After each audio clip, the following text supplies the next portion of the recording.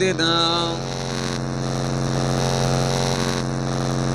মোহাম্মদে দরুদ শরীফ আল্লাহুম্মা সাল্লি আলা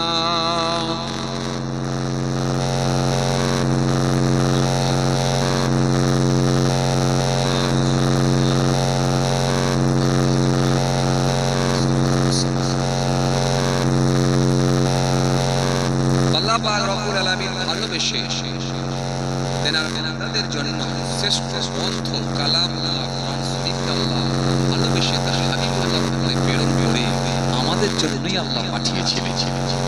এই কোরআনকে নিয়ে যারা গবেষণা করেছে, অ্যানালাইসিস করেছে, এই কোরআনকে নিয়ে যারা একটু কোরআনকে নিয়ে যারা পড়াশোনা করেছে, স্টাডি করেছে, সে সমস্ত হায়ার ব্যক্তিগুলো ইসলামের চরিত্র ছায়া এসে কালেমা পড়ে ঈমান কবুল করে নিয়েছে। আজ বর্তমানে কিছু মানুষ আছে তারা ইসলামকে দূষিত করার চেষ্টা করে, ইসলাম ধর্মকে ছোট করার চেষ্টা করে। সারা পৃথিবী জুড়ে, সারা দেশ জুড়ে, সারা বাংলা জুড়ে এখন কিছু বর্তমানে ব্যক্তি বেরিয়েছে, একটা দলের ব্যানারে এসে, একটা দলের ছাতায় এসে, একটা রাজনীতির সঙ্গে যুক্ত হয়ে আগে পিছিয়ে তারা ফোর্স নিয়ে, সিকিউরিটি গার্ড নিয়ে, পুলিশ ফোর্স নিয়ে, জি এই ট্যাক্সের টাকায় তারা ব্যবহার করে ফোর্স নিয়ে, সিকিউরিটি নিয়ে তারা বেপরোয়া কথা বলে, তারা ইসলাম ধর্মকে কলুষিত করার চেষ্টা করে, ছোট করার চেষ্টা করে। মনে রাখবেন, ইসলাম ধর্মকে ছোট করা যায় না, ইসলাম ধর্মকে কলুষিত করতে পারবে না।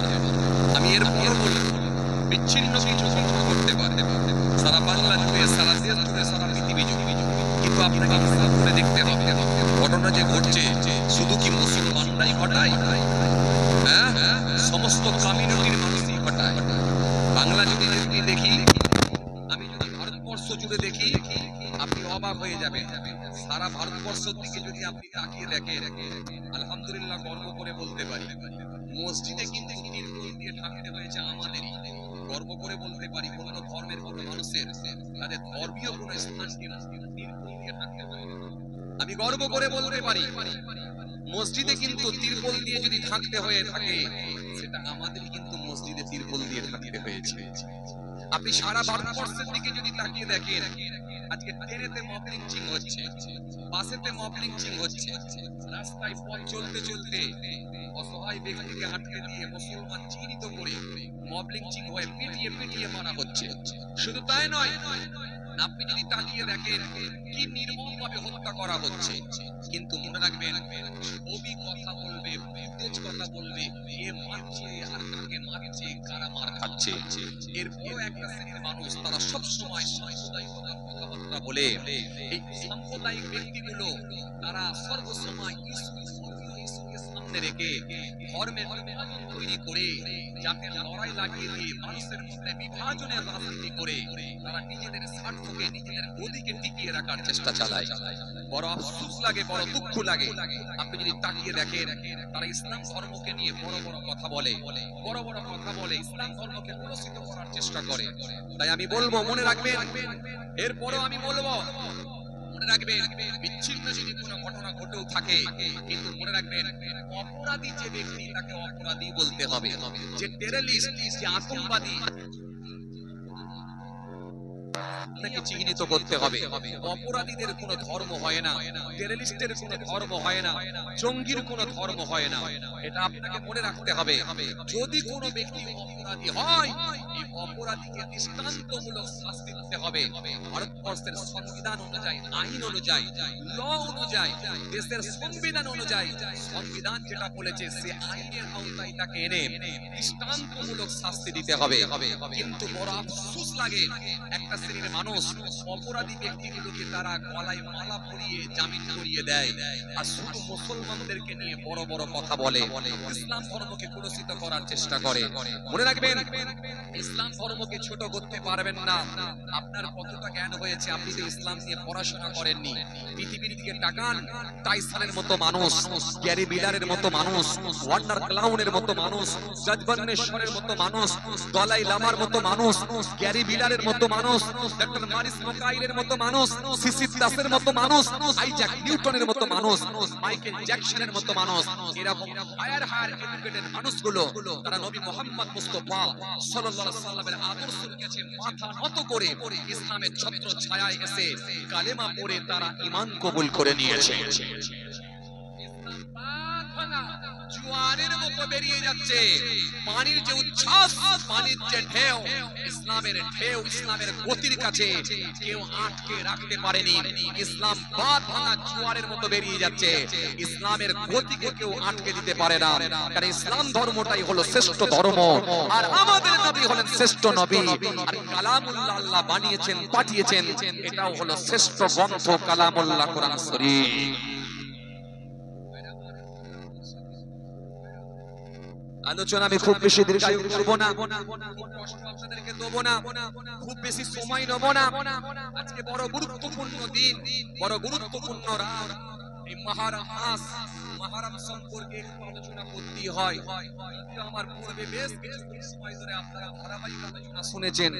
জি মাশাআল্লাহ, আমাদের সম্মানীয় মাওলানা ভাইজান তিনি দীর্ঘক্ষণ ধরে আপনাদেরকে আলোচনা করেছেন, আপনারা ধারাবাহিক আলোচনা শুনেছেন। আমি খুব কষ্ট আপনাদেরকে দেবো না, একটু জাস্ট কাজ করব, করে দোয়া করে দেবো।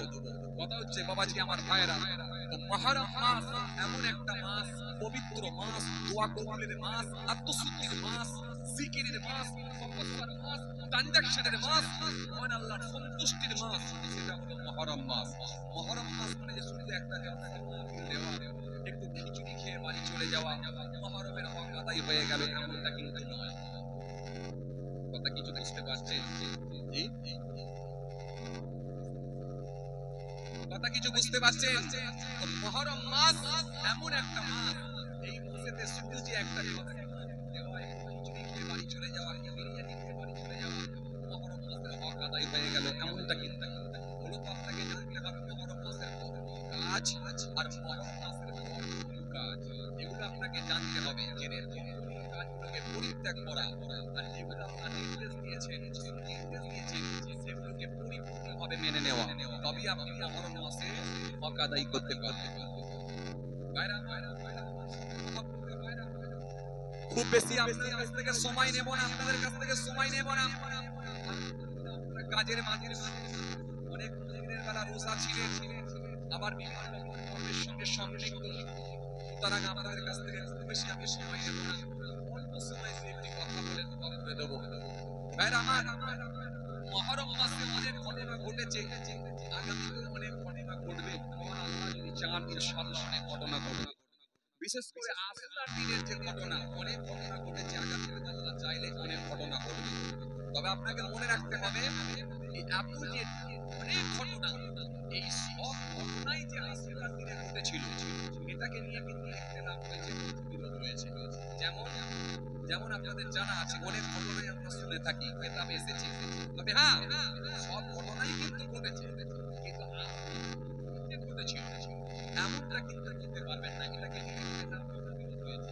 কেউ বলেছেন আশুরার দিনে, কেউ বলেছেন মুহররম মাসে, আবার কেউ বলেছেন না, এটা নিয়ে মতবিরোধ।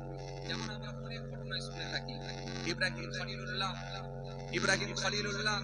এটাকে যখন নমরুদ সেই অগ্নি আগুনের উপরে যখন নিক্ষেপ করেছিল, ইব্রাহিম খলিলুল্লাহ সেই সময় যেদিনে তিনি আগুনে তিনাকে নিক্ষেপ করা হয়েছিল, ওই আগুন থেকে আল্লাহ শিফা দিয়েছিলেন, হেফাজত করেছিলেন।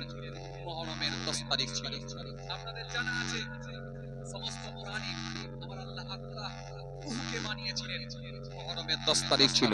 শুধু তাই নয়, আপনাদের জানা আছে বাবাজি আমার ভাইরা, আপনাদের জানা আছে জি লৌহে মাহফুজ আল্লাহ বানিয়েছেন, মুহররমের 10 তারিখ ছিল। এই মুহররমের 10 তারিখ পৃথিবীর সর্বপ্রথম বৃষ্টি বর্ষণ হয়েছিল, মুহররমের 10 তারিখ ছিল। শুধু তাই নয়, আপনাদের জানা আছে হযরতে হযরতে আদম আসলামকে আল্লাহ জান্নাতে প্রবেশ করিয়েছিলেন, জান্নাত থেকে বাহির করেছিলেন, মুহররমের 10 তারিখ ছিল। তওবাকে আল্লাহ কবুল করেছিলেন, মুহররমের 10 তারিখ ছিল। মুসা কালিমুল্লাহ দরিয়ার উপর দিয়ে পার হয়েছিলেন, ফেরাউন বাহিনী, ফেরাউনের দিন দরিয়ায় ডুবে গিয়ে তারা পৃথিবী থেকে আমার আল্লাহ তাদেরকে বিদায় করেছিলেন, মুহররমের 10 তারিখ ছিল।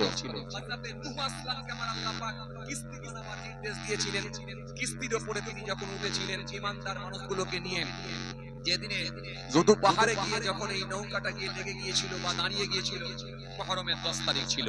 শুধু তাই নয়, আপনাদের জানা আছে হযরত আইয়ুব আসলাম, ইয়াকুব আসলাম, আপনাদের জানা আছে 18 বছর অসুস্থ অবস্থায় থাকার পরেও যেদিনে আমার আল্লাহ শিফা দান করেছিলেন, মুহররমের 10 তারিখ ছিল।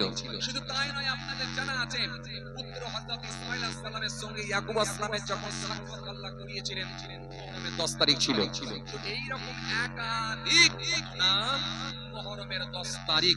আবার অনেকে বলেছেন না মুহররম মাস, এটাকে নিয়ে মতবিরোধ ইখতিলাফ রয়েছে। যদিও হাদিস থেকে প্রমাণিত কয়েকটা ঘটনা পাওয়া গেছে, একেবারে সহিহ হাদিস থেকে প্রমাণিত।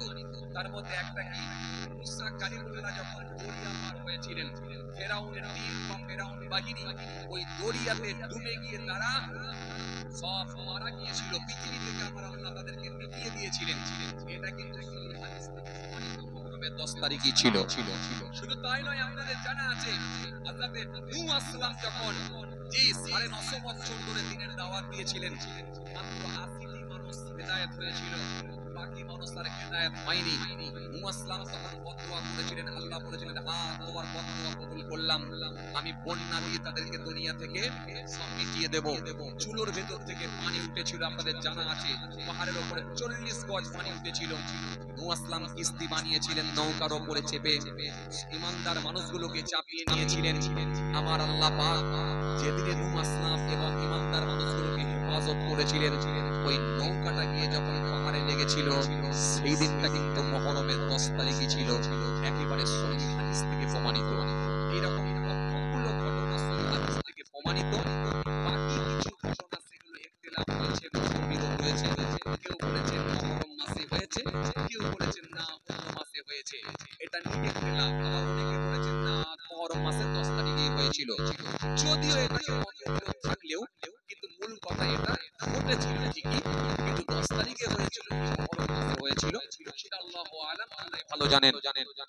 তবে এটা হাদিস থেকে প্রমাণিত, সেগুলো আমরা যতটুকু জানতে পেরেছি সেগুলো একেবারে মুহররমের 10 তারিখে হয়েছিল। তার ভিতরে একটা ঘটনা ঘটেছিল যেটা খুব মর্মান্তিক ঘটনা, উম্মতে মুহাম্মাদের কাছে খুব বেদনাদায়ক ঘটনা, উম্মতে মুহাম্মাদের কাছে ঘটনা, বড় দুঃখজনক ঘটনা। সেটা কি, কারবালার প্রান্তে রাসূলুল্লাহর কলিজার টুকরা ছোট নাতি হযরত মুসা রাদিয়াল্লাহু তাআলা, জি একেবারে পরিবারের সমস্ত সদস্যদেরকে নিয়ে, পরিবার বর্গকে নিয়ে এই কারবালার প্রান্তে যে হত্যা করা হয়েছিল বা শহীদ বরণ করেছিলেন, পরিবারকে যেভাবে নির্মমভাবে শেষ করা হয়েছিল, এটা উম্মতের কাছে বড় দুঃখজনক ঘটনা, বড় বেদনাদায়ক ঘটনা, বড় কষ্টদায়ক ঘটনা। এটা কিন্তু 10 তারিখই হয়েছিল। বলেছে আমার মায়েরা, মাথাগুলো শুনে রাখতে হবে। তবে কারবালার জন্যই যে মুহররমের 10 তারিখ বা আশুরার গুরুত্ব বাড়ানো হয়েছে এমনটা নয়। আশুরার গুরুত্ব কিন্তু অনেক আগে থেকেই বাড়ানো হয়েছে, কারণ এই দিনে অনেক অলৌকিক ঘটনা ঘটেছে। আল্লাহ চাইলে আগামী অনেক ঘটনা ঘটতে পারে ইনশাআল্লাহ। এমনকি কিয়ামত যে হবে, কিয়ামতের সমস্ত ঘটনা সেটাও কিন্তু মুহররমের 10 তারিখই হবে, শুক্রবারই হবে। আল্লাহ চাইলে আগামী অনেক ঘটনা ঘটবে। এজন্য আশুরার গুরুত্ব বা মুহররমের 10 তারিখের গুরুত্ব অনেক আগে থেকেই বাড়ানো হয়েছে। কথা কিছু বুঝে আসছে? এইবার আমাদের জানতে হবে যে মুহররম মাস যখন আসবে, শুধু আমরা যে একটু ঘটনা শুনে নেব আর খিচুড়ি বা বিরিয়ানি খেয়ে বাড়ি চলে যাব, একেবারে মুহররম মাসের কাজ হয়ে গেল, এমনটা কিন্তু নয়। মুহররম মাসে মূলত কিছু করণীয় কাজ আছে, কিছু বর্জনীয় কাজ আছে। এই করণীয় কাজগুলো কি কি সেগুলো জানতে হবে, মেনে নেওয়া, আর বর্জনীয় কাজগুলোকে পরিত্যাগ করা। তাহলে নিশ্চিতভাবে আমরা মুহররম মাসের কাজ করতে পারলাম। কথা কিছু বুঝে আসছে? এতরনিয়া নওসমান জামাকেরা, ইয়াই বড় পীরেরা, বাবারা শুনে রেখে দিন, কিতাবের মধ্যে পাওয়া যায় হযরত ওসমান রাদিয়াল্লাহু তাআলা থেকে বর্ণিত একটা হাদিস এসেছে, আল্লাহ নবী সুন্দর করে জানিয়ে দিয়েছেন, যে ব্যক্তি মুহররম মাসের সম্মান করল, মুহররম মাসের তাজিম করল, মুহররম মাসের ইজ্জত দিল, মুহররম মাসের গুরুত্ব দিল, আমার আল্লাহ এত রাজি হয়ে যায়, এত খুশি হয়ে যায়, ওই ব্যক্তিটাকে যখন আমার আল্লাহ জান্নাত দেবেন, জান্নাতে ওই ব্যক্তিটার মর্যাদা সম্মানকে আল্লাহ বৃদ্ধি করে দেবে। আরো মন খুলে হয় না, যে ব্যক্তিটা মুহররম মাসের সম্মান দেবে, মুহররম মাসের ইজ্জত দেবে, মুহররম মাসের তাজিম করবে, আমার আল্লাহ খুশি হয়ে যায়। আমার নবী সুন্দর করে জানিয়েছেন, ওই ব্যক্তিটাকে যখন আমার আল্লাহ জান্নাত দেবেন, জান্নাতে তাহার মর্যাদা, তাহার সম্মানকে আল্লাহ বৃদ্ধি করে দেবে। যেন মুহররম মাসের যখন 1 তারিখ এসে যাবে, মুহররম মাসের 1 তারিখ এসে গেলে ওই দিনটা থেকে আমাদেরকে সম্মান দিতে হবে, ওই দিন থেকে মুহররম মাসের তাজিম করতে হবে।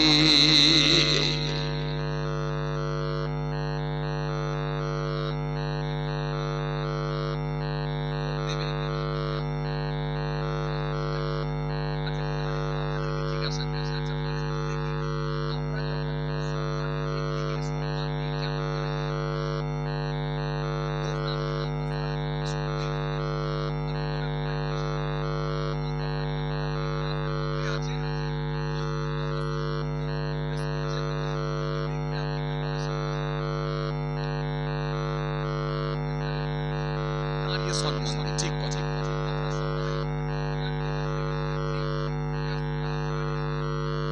বলি না। আসসালামু আলাইকুম। ওয়ালাইকুম আসসালাম। সবাই আপনার দাঁড়িয়ে পড়ুন। দুজন ব্যক্তিদেরকে দেখলে আমরা দাঁড়িয়ে পড়ি। আপনি আমাদের বাপ দাদু সবাই দেখলে দাঁড়িয়ে পড়ি, এগুলো হয় তাই না? দাঁড়িয়ে পড়ি আমরা। আমার বাড়িতে বা সামনে যখন দেখা হয়ে যায়, আমরা আসিনের দিকে লক্ষ্য করে উঠে দাঁড়িয়ে পড়ি। এখন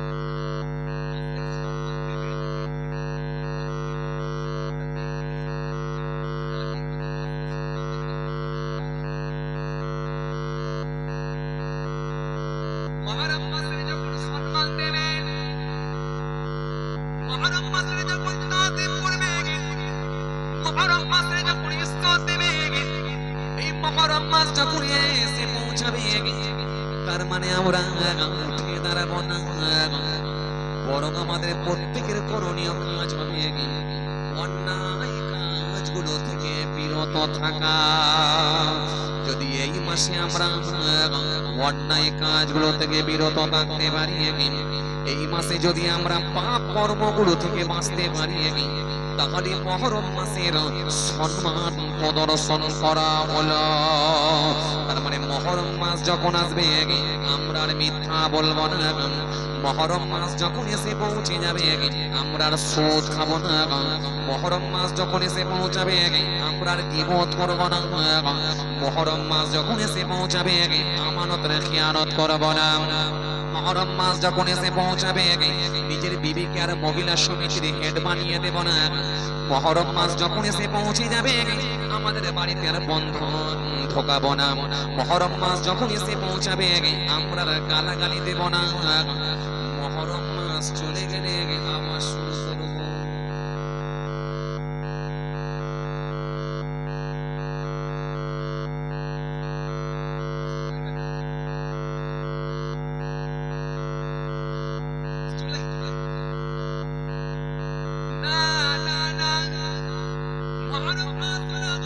আরবি মাসের প্রথম মাস, এই মাস থেকে স্টার্ট করা, বাকি মাসগুলো যেন তোমরা ভালোভাবে চলতে পারো। কেন এই মাস হলো সংশোধনের মাস, এই মাস হলো সংযতভাবে চলার মাস। এই মাসে যদি আপনি প্র্যাকটিসে পরিণত করতে পারেন, বাকি মাসগুলো আপনার চলা বড় সহজ হয়ে যাবে। এই জন্য আমার আল্লাহ কোরআনে কারীমের মধ্যে 4টি মাসকে আমার আল্লাহ সম্মানিত মাস হিসাবে উল্লেখিত করেছেন। জিলকদ মাস, জিলহজ মাস, রজব মাস, আর একটা মাস সেটা হলো মুহররম মাস। এই জন্য মুহররম মাস হলো আরবি মাসের প্রথম মাস। এই হারাম মাস তার মানে পবিত্র মাস। হারাম কথার অবৈধানিক অর্থ হলো পবিত্র, এই জন্য পাক পবিত্র মাস, পাক মাস। এই মাস থেকে যদি আপনি নিজেকে সংযত রাখতে পারেন, এই মাস থেকে যদি আপনি অন্যায় কাজগুলো থেকে বিরত থাকতে পারেন, তাহলে মুহররম মাসের সম্মান দেওয়া হবে। আর মুহররম মাসের যদি সম্মান দিতে পারে, আমার নবী জানিয়েছেন আমার আল্লাহ পাক ওই ব্যক্তিটাকে জান্নাতে দেবে, তাহার মর্যাদা সম্মানকে আমার আল্লাহ বৃদ্ধি করে দেবে।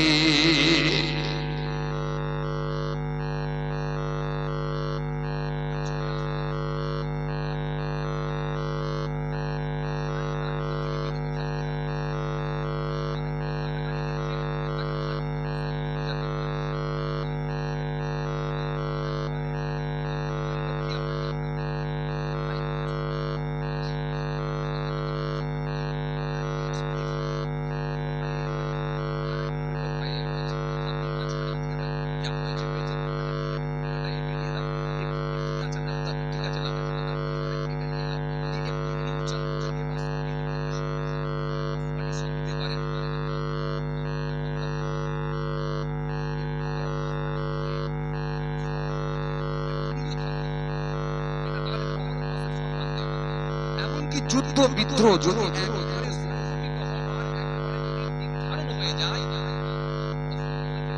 বিদ্রোহ থেকেও তোমরা বেঁচে থাকো।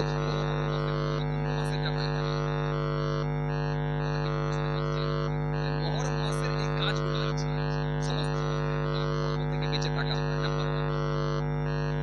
দ্বিতীয় নাম্বার, 2 নাম্বার হলো মুহররম মাস যখন বেঁচে পৌঁছাবে, মুহররমের 1 তারিখ থেকে নিয়ে 10 তারিখ পর্যন্ত রোজা রাখা।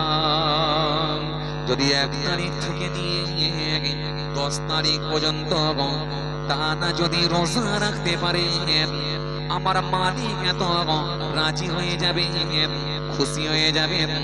10টা রোজা রাখার বিনিময়ে আমার আল্লাহ রাজি হলে 10,000 বছর দিনে রোজা রাখা, রাত জাগরণ করা, এরকম বিপুল পরিমাণ সওয়াবের আল্লাহ হকদার করে দেবে।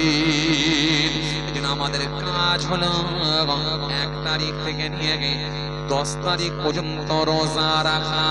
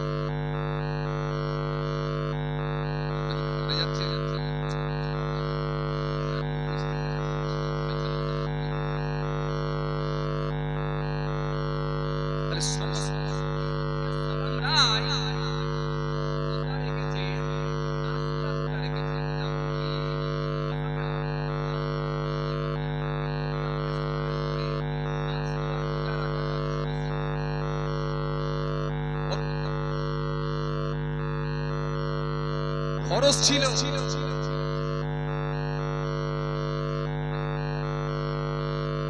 আসুরা সমস্ত নবী আম্বিয়া সালামরাই রেখেছে।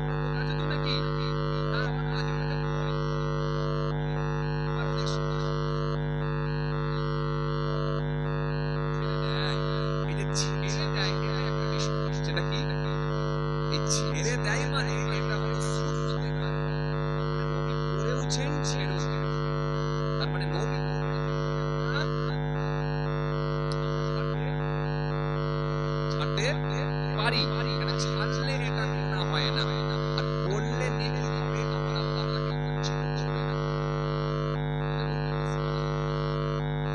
জোহরের নামাজ সুন্নতটা ছিল সুন্নতে মুআক্কাদা, যেহেতু নবী পড়েছেন, তার মানে ছাড়ার কোনো প্রশ্নই আসছে না। নামাজ 3 রাকাত, 2 রাকাত সুন্নাত, 2 রাকাত ওয়াজিব, এই 2 রাকাত সুন্নাতটা নবী পড়েছেন, তার মানে সুন্নতে মুআক্কাদা, ছেড়ে দেওয়ার কোনো প্রশ্নই আসছে না। কিন্তু এশার নামাজ 4 রাকাত সুন্নাতটা অনেকে ছাড়ে না, 4 রাকাত সুন্নাত, 4 রাকাত ফরজ, 2 রাকাত সুন্নাত, 2 রাকাত নফল, 3 রাকাত বেতের, 2 রাকাত নফল। তাহলে এই যে 7 রাকাত নামাজের ভেতরে এই যে 4 রাকাত সুন্নাত, এই 4 রাকাত সুন্নাতটা অনেকে ছাড়ে, আবার অনেকে পড়ে, আবার অনেকে সময়ের মতন সময়ের কারণে হয়তো দেখা গেল ডাইরেক্টলি একেবারে জামাতে দাঁড়িয়ে গেল, 4 রাকাত সুন্নাত অনেক সময় ছেড়ে দেয়। এই ছেড়ে দেয় কেন বলেন তো? এটা হলো সুন্নতে গায়ের মুআক্কাদা, ছেড়ে দিলে কোনো গুনাহ হবে না, আর পড়ে নিলে আল্লাহ নেকি দেবেন, তাকে বঞ্চিত করবে না।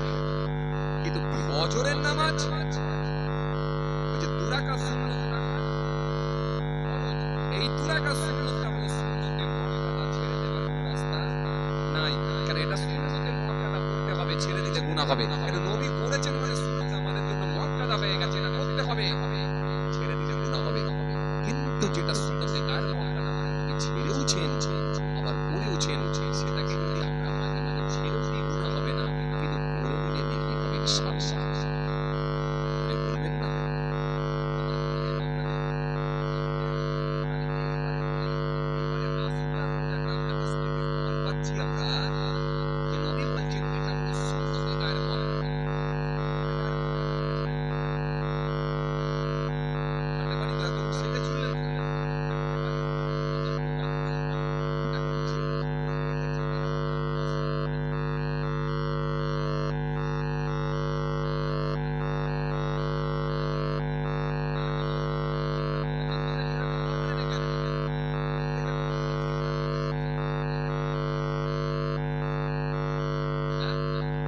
তাহলে রোজা রেখেছেন যেহেতু তেসরা রমজানের আমরা মনে মাসেলাম করেছি, যেহেতু ছেড়েছে গুনাহ নেই, তাহলে রোজা সারা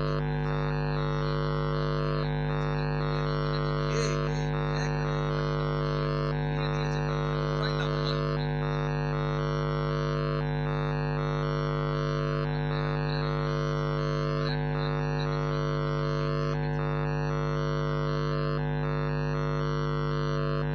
খারাপ হয়ে গেল, রোজা রেখেছেন বলে মনটা খারাপ হয়ে গেল। আপনি দেখুন এটার একটা কথা শুনুন, যখন আপনি যখন পরিশ্রম করবেন, তার পারিশ্রমিকটা যখন জানতে পারবেন, তখন সেই কাজের উপরে আপনার অনেক বেশি লেগে যাবে, থাকবে না?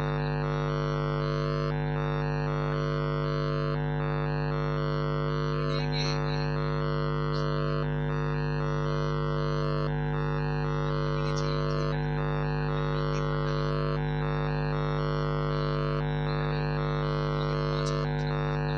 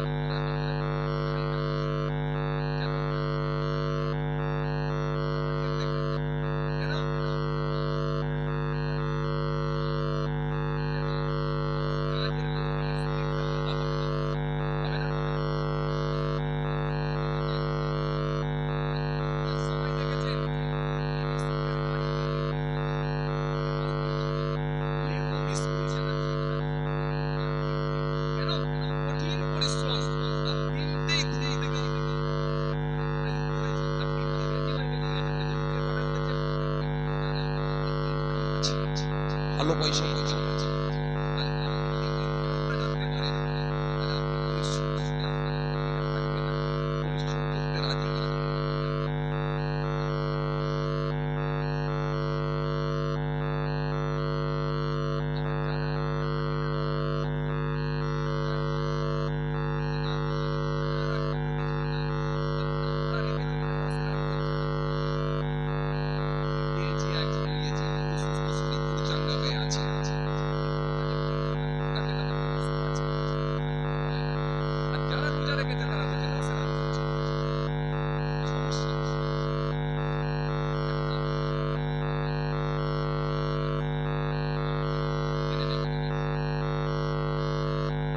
এতরনিয়া নমসমান জামাকেরা আমার মুরব্বিয়ারা বাবা রাসূল রেখে দিয়ে এই জন্য আমার নবী সুন্দর করে জানিয়েছেন হাদিস পাকের মধ্যে পাওয়া যায় সহিহ মুসলিম শরীফের মধ্যে এসেছে 2636 নম্বর একটা হাদিস হযরত কাতাদা রাদিয়াল্লাহু তাআলা আনহু থেকে বর্ণিত হাদিস আল্লাহ নবী বলেন সিয়ামু ইয়াউমিল আশুরা আহতাসিবু আলাল্লাহি আইয়ুকাফিরা সানাতাল্লাতী ক্বাবলাহা আল্লাহ নবী সুন্দর করে বললেন যদি কোনো ব্যক্তি আশুরার দিনে রোজা রাখে আমি রাসূলুল্লাহ আশা করছি আশুরা রোজা রাখলে পূর্বের 1 বছরের গুনাহগুলোকে আল্লাহ মাফ করে দেবেন। হবে না যদি আপনি মনে করেন আমার গুনাহ মাফের দরকার আছে তাহলে আপনি রোজা রাখতে পারেন। যদি মনে করেন আমার দরকার নাই আমার তো গুনাহই নাই আর মাফের কি প্রয়োজন আছে তাহলে ছাড়তে পারেন।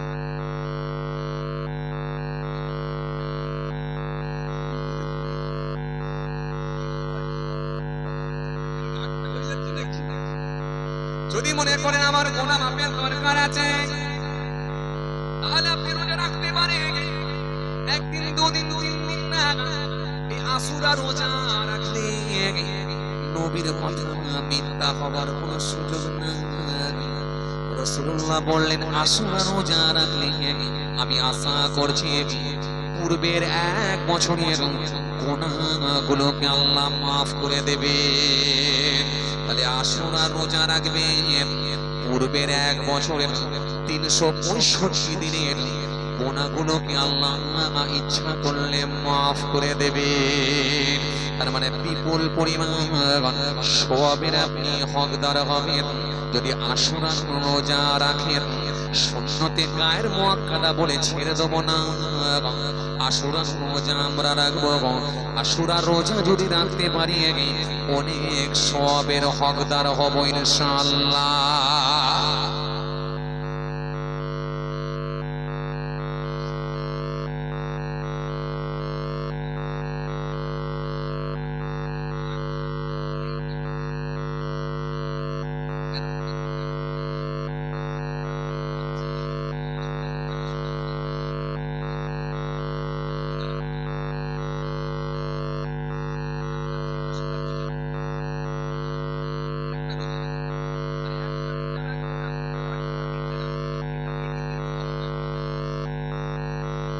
এতরনিয়া নমসমান জামাকেরা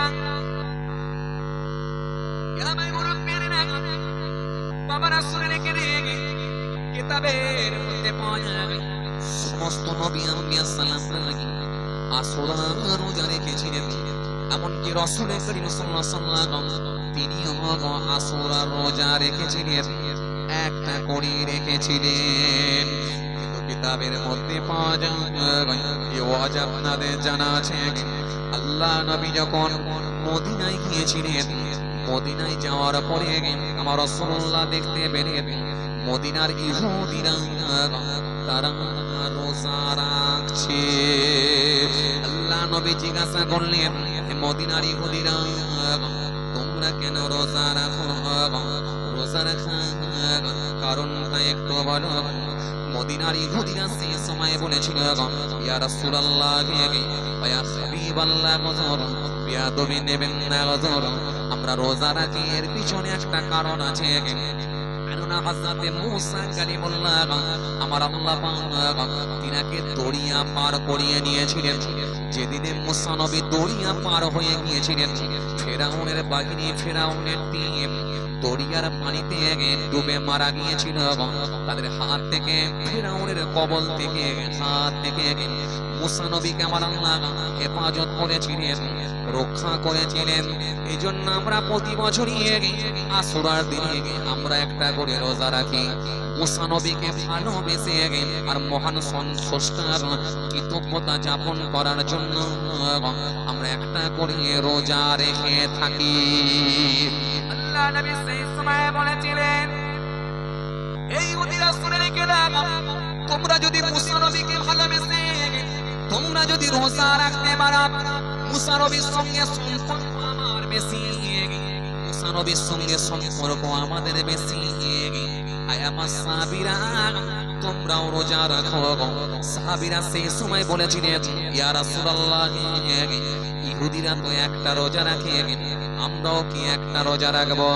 আল্লাহ নবী বলেন না না না না, তোমরা দুটো করে রোজা রাখো, আর আগামী বছরে যদি আমি হায়াতে থাকি আমি রাসূলুল্লাহ দুটো রোজা রাখবো। আরো জোরে হয় না? এ আমার সাহাবীরা শুনে রাখো, ইহুদিদের বিরোধিতা করব না। ইহুদিরা একটা রোজা রাখে কিন্তু আমরা দুটো রোজা রাখবো। সুতরাং ও আমার সাহাবীরা দুটো করে রোজা রাখো, আর আগামী বছর যদি আমি হায়াতে থাকি আমিও দুটো রোজা রাখবো। তার মানে রাসূলুল্লাহ সেখান পর্যন্ত একটাই রোজা রেখেছিলেন। এজন্য নবী আগামী বছর হায়াতে থাকলে দুটো রোজা রাখার ইচ্ছা পোষণ করলেন। মুহাদ্দিসিন কিরামগণের মতে, ফাকিহগণের মতে পরের বছরে রাসূলুল্লাহর হায়াতে পাননি, তার আগে তিনার ইন্তেকাল হয়ে গিয়েছিল, ওফাত হয়ে গিয়েছিল, ইন্তেকাল হয়ে গিয়েছিলেন। তাই ফাকিহগণের মতে, মুহাদ্দিসিন কিরামগণের মতে যেহেতু রাসূলুল্লাহ দুইটা রোজা রাখার ইচ্ছা পোষণ করেছেন, তাই উম্মতে মুহাম্মাদীদেরকে দুটো করে রোজা রাখাই হলো উত্তম। আরো জোরে বলেন, আরো জোরে বলেন। আর যদি কে জোর করে একটা রোজা রাখে, একটা রোজা রাখলে হয়তো ইহুদিদের অনুকরণ হতে পারে। কারণ রাসূলুল্লাহ জানিয়েছেন মান তাসাব্বা বিকওমিন ফাহুয়া মিনহুম, যে যাকে অনুসরণ করবে তার সঙ্গে তার হাসর হবে। সুতরাং ইহুদিদের যদি অনুসরণ করা হয়ে যায়, আল্লাহ না করে হয়তো ইহুদিদের সঙ্গে হাসর হতে পারে। যে রাসূলুল্লাহ বললেন দুটো করে রোজা রাখবে, আর আমি হায়াতে থাকলে আমিও দুটো রোজা রাখবো। তাই ফাকিহগণের মতে যেহেতু দুটো রোজা রাখার ইচ্ছা পোষণ করেছিলেন, তাই উম্মতে মুহাম্মাদীদেরকে দুটো করে রোজা রাখতে হয়। এরপরে কিতাবের মধ্যে পাওয়া যায় রাসূলুল্লাহ বিখ্যাত সাহাবী হযরত কাতাদা রাদিয়াল্লাহু তাআলা আনহু থেকে বর্ণিত হাদিস। শেখ আব্দুল হক মুহাদ্দিস দেহলিবি রাহমাতুল্লাহ আলাইহি তিনি লামাতুত তালকিন নামক কিতাবের মধ্যে লিখে দিয়েছেন হযরত কাতাদা রাদিয়াল্লাহু তাআলা আনহু থেকে বর্ণিত হাদিস। আল্লাহ নবী সুন্দর করে বলেছেন রোজা রাখার কথা, এটাকে নিয়ে ব্যাখ্যা করলেন শেখ আব্দুল হক মুহাদ্দিস দেহলিবি রাহমাতুল্লাহ আলাইহি। তিনি লামাতুত তালকিন নামক কিতাবের মধ্যে লিখেছেন আসর আর রোজা রাখার ফাজিলতগতভাবে তিনটি পদ্ধতি রয়েছে। প্রথম পদ্ধতি হলো একটা রোজা রাখা, এটা হলো অনুচিত। দ্বিতীয় পদ্ধতি হলো দুটো রোজা রাখা, এটা হলো উত্তম। তৃতীয় পদ্ধতি হলো তিনটে রোজা রাখা, এটা হলো উত্তম। তাই কোনো ব্যক্তি যদি 9, 10, 11 তিনটে রোজা রাখে এটা হলো উত্তম। কোন ব্যক্তি যদি দুটো রোজা রাখে 9, 10 অথবা 10, 11 যদি দুটো রোজা রাখে এটা হলো উত্তম।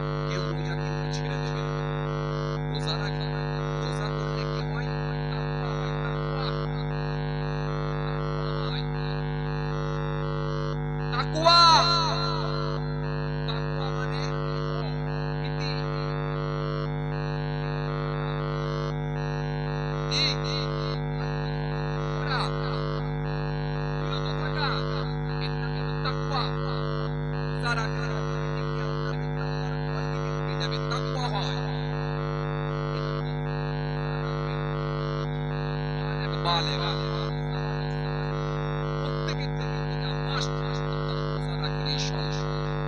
আর বেশি বেশি করে কোরআন তেলাওয়াত মসজিদে গিয়ে বেশি কি করবে, মহরম মাসে একটু ভালো মন্দ করে খাবে।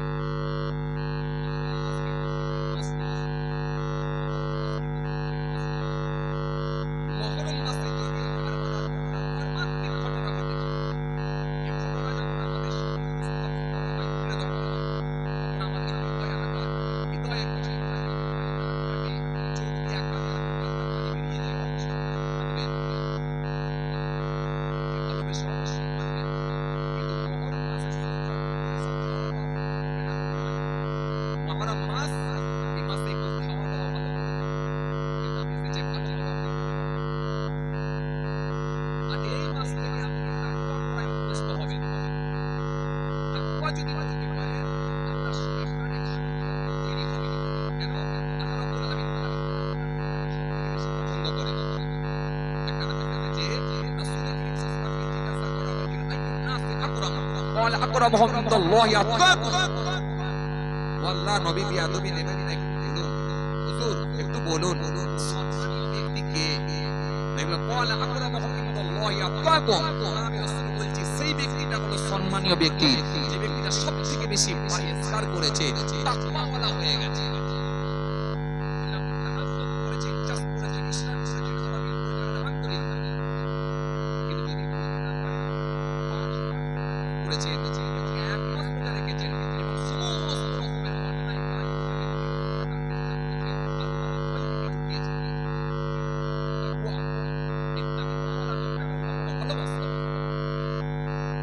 এই জন্য আমার আল্লাহ কোরআনে কারীমের মধ্যে জানালেন, এই জন্য আমার আল্লাহ কোরআনে কারীমের মধ্যে সুন্দর করে বললেন, ইয়া আইয়ুহাল্লাযীনা আমানু তাকুল্লাহ, ইয়া আইয়ুহাল্লাযীনা আমানু তাকুল্লাহ। হে ইমানদারেরা, তোমরা আমি আল্লাহকে ভয় করো, আমি আল্লাহকে ভয় করো। ওয়াকুলু কাওলান সাদীদা। আর পৃথিবীর জমিনে যখন কথা বলবে, সত্য কথা বলো। ওয়াকুলু কাওলান সাদীদা ইসলিহ লাকুম আমালাকুম ওয়া ইয়াগফির লাকুম যুনুবাকুম ومن يطع الله ورسوله فقد فاز فوزا عظيما। তোমরা যদি আমি আল্লাহকে ভয় করতে পারো আর যদি তাকওয়া করে সত্য কথাগুলো বলতে পারো, এই পৃথিবীর জমিনে সত্য কথাগুলো বলবে। ও সবজি বিক্রেতা, সবজি যখন বিক্রি করতে যাবে, 3 দিন আগেকার পটলগুলোকে নিয়ে আজকে যেন পানি ছাপটা মেরে টাটকা বলে চালিয়ে দেবে না, তোমাদের মুখ দিয়ে সত্য কথাটা বলবে। এই পৃথিবীর জমিনে যখন জমির দালালি করতে যাবে, 2,10,000 টাকা শতকে কিনে নিয়ে আর আল্লাহর কসম খেয়ে 2,40,000 করে কিনেছি বলে এই বলে মিথ্যার উপরে যেন চালিয়ে দেবে না, সত্য কথাটা বলবে। বিকাল বেলা গরম চপ আর সিঙ্গারাগুলো যেগুলো সন্ধ্যা রাতের দিকে বেঁচে গেছে, ওই চপগুলোকে আবার পরদিনের তেলেতে ভেজে রানিং কাস্টমার মনে করে যেন ছেড়ে দেবে না, সত্য কথাগুলো বলবে, তাকওয়া করবে, সত্য কথা বলবে। যদি তোমরা দুটো কাজ করে নিতে পারো, ওয়াকুলু কাওলান সাদীদা ইসলিহ লাকুম আমালাকুম ওয়া ইয়াগফির লাকুম যুনুবাকুম। যদি তোমরা দুটো কাজ করতে পারো, আমি আল্লাহ তোমাদের কাজগুলোকে বিশুদ্ধ করে দেব আর তোমাদেরকে আমি আল্লাহ ক্ষমা করে দেব। ওয়ামাইয়ুতিল্লাহ ওয়া রাসূলাহু ফাকাদ ফাযা ফাওজান আযীম। আর যে ব্যক্তিটা আল্লাহ আল্লাহ রাসূলের পথকে অনুসরণ করবে, অবশ্যই অবশ্যই সেই ব্যক্তিটা অবশ্যই সফলতা অর্জন করবে। আর আমার কাছে যে ব্যক্তিরা সফল হবে 100% তার জন্য জান্নাত হবে, তার জন্য আর কোনো টেনশন নাই। ইন্নাল্লাযীনা আমানু ওয়া আমিলুস সলিহাত কানাত লাহুম জান্নাতুল ফিরদাউসি নুজুলা। ইন্নাল্লাযীনা আমানু ওয়া আমিলুস সলিহাত লাহুম জান্নাতুন তাজরি মিন তাহতিল নাহর যালিকাল ফাওজুল কাবীর। আল্লাহ কোরআনের মধ্যে একাধিক আয়াত দিয়ে জান্নাতের সুসংবাদ দিয়েছেন।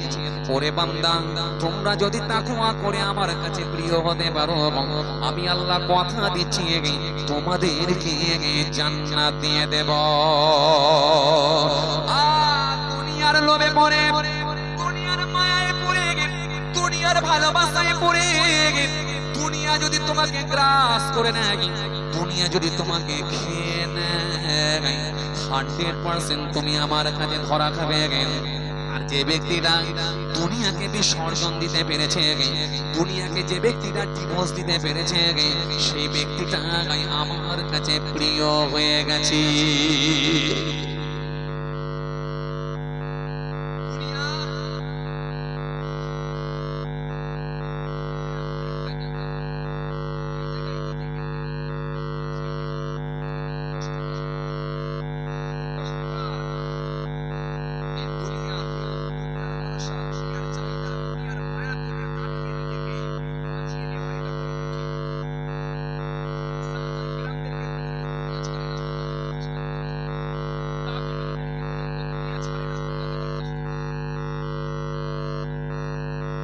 সাহাবীদেরকে পর্যন্ত ছাড়ে চেষ্টা চেষ্টা সাহাবীদেরকে পর্যন্ত চেষ্টা আলী জালিশ হাদিস আছে, জালিশ সম্পর্কে নবী জানিয়েছেন আনা মাদিনাতুল ইলম ওয়া আলী বাবুহা। বিদ্যার শহর, ইলমের শহর, সেই শহরের দরজা হলো আমার আলী। বলবেন না আমি ইলমের শহর, ওই শহরের দরজাটা হলো আমার আলী।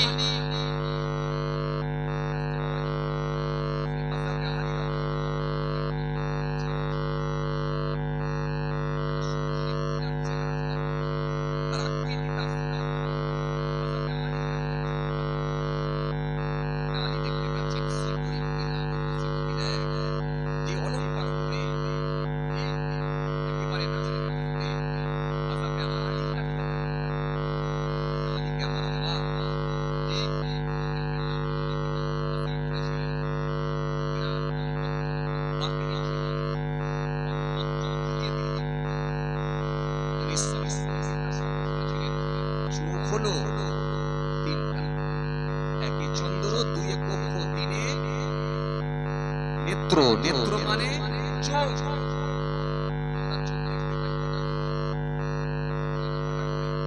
দুটো, আর একটা আছে সেটা চোখ, এটা দেখা যায় না, এটা হলো বাতিনি চোখ, অন্তর চোখ।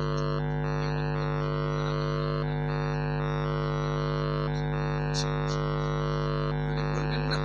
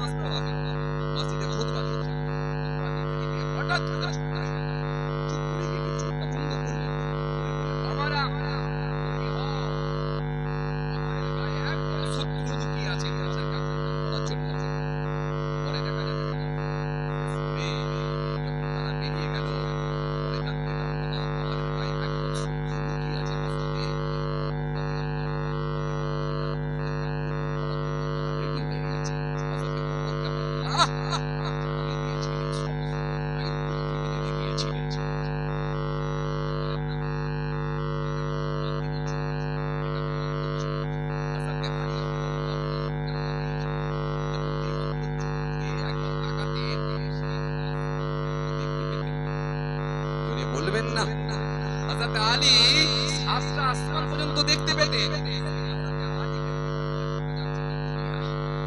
হযরত আলী সেই সময় দেখতে পেয়ে গেলেন রাসূলুল্লাহ আমার দিকে আগিয়ে আসছে। হযরত আলী সেই সময় অন্তর চোখ দিয়ে তাকিয়ে বললেন, এই দুনিয়া আমার দিকে সরে এসো। সুন্দরী মহিলা কোনো কথা না শুনে দুনিয়া সুন্দরী মহিলাটা খুবই ধারণ করে উঠে গিয়ে বলে, হুজুর এখানে কেউ নাই, দুটো কথা আমার সঙ্গে বলুন না। হযরত আলী বেজার হয়ে গেলেন, রাগান্বিত হলেন, উঠে গিয়ে বললেন, যদি আমার সামনে থেকে না বেরোস লাথি মেরে তোকে বার করব।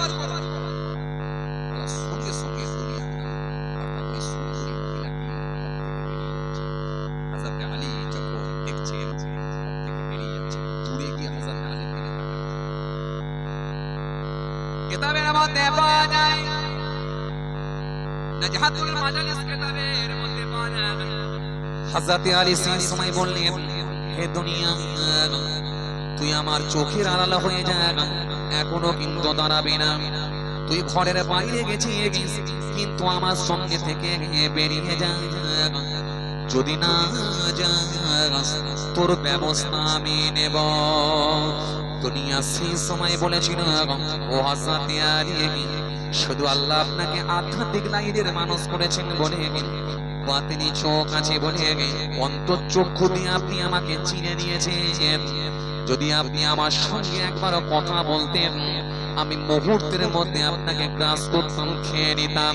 কেন এই পৃথিবীর জমিনে বড় বড় আল্লাহ ওয়ালা লোকগুলোকে আমি কিনে নিয়ে খেয়ে নিয়ে পথ কষ্ট করে গুমরা করে জাহান্নামে বানাই পাঠিয়ে দিয়ে, কারণ আমি দুনিয়া বলে মানুষকে জাহান্নামে পাঠিয়ে দেব।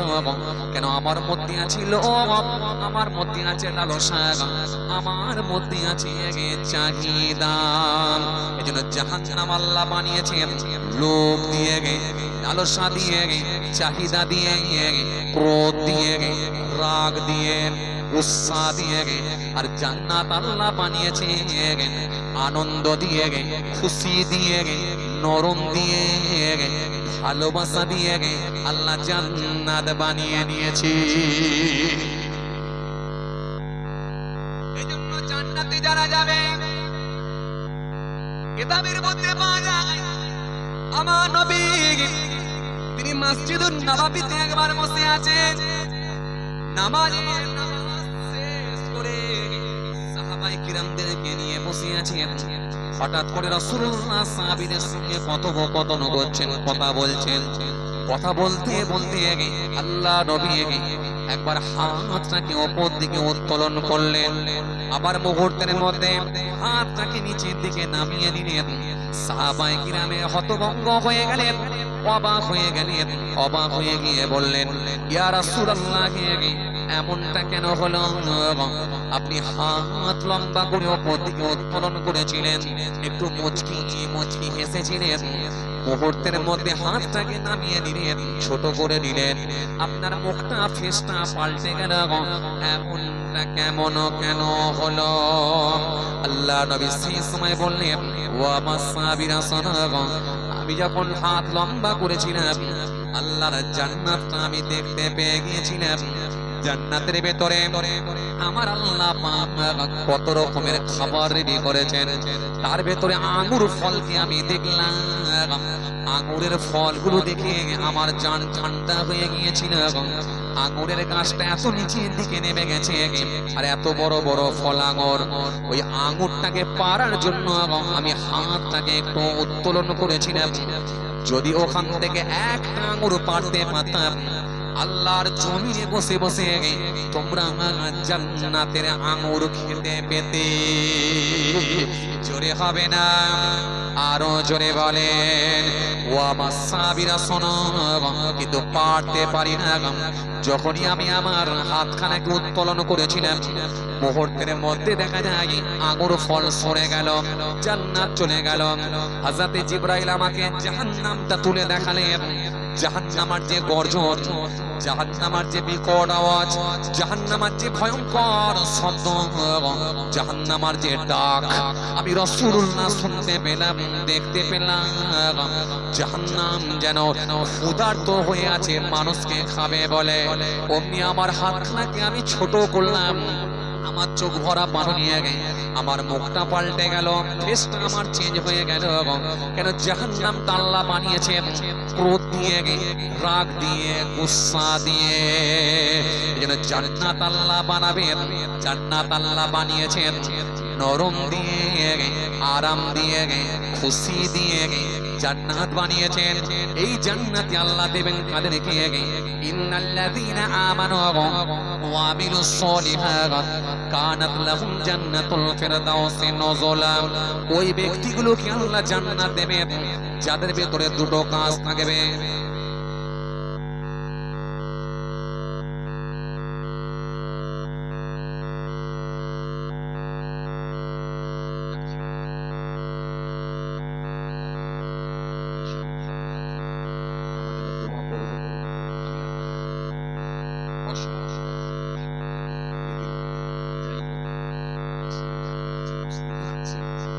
যাই হোক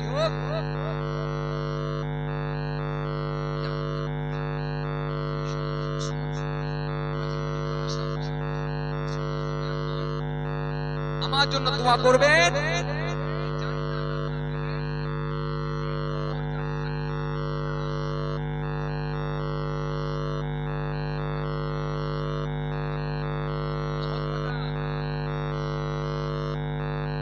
লাহুম জান্নাতুন তাজরি মিন তাহতিহাল আনহার,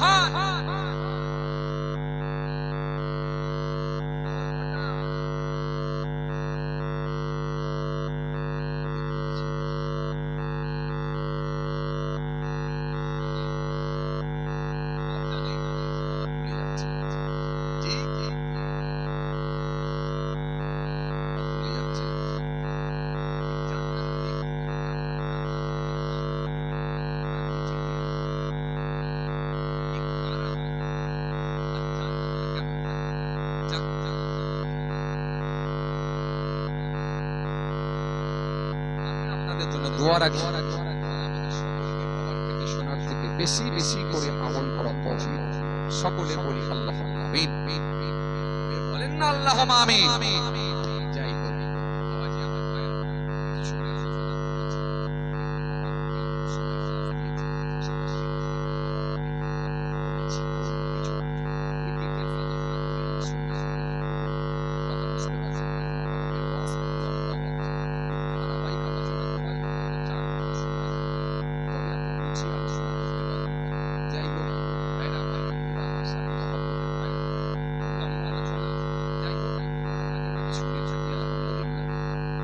যাক ভাইরা আমার আমার সাথে সম্পর্কের ভাইরা আমরা যখন শুনেছি আলহামদুলিল্লাহ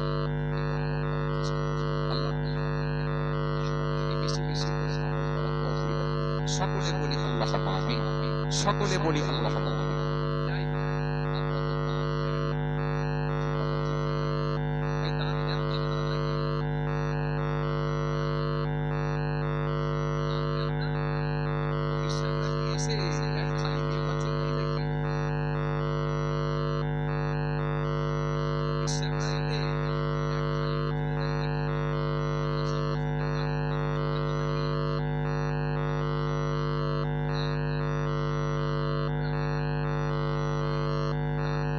দান দেওয়া অভ্যাস দানকারী আল্লাহ পছন্দ করেন। কোরআন শরীফের মধ্যে আল্লাহ বলেছেন ইয়ামহাকুল্লাহু রিবা ওয়া ইউরবিস সাদাকাত আল্লাহু লা ইউহিব্বু কুল্লা কাফারিন আথীম।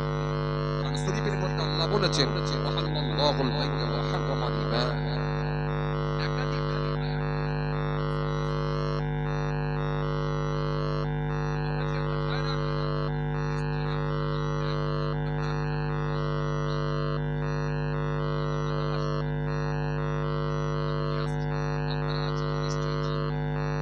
আজকেও নিশ্চয়ই আপনারা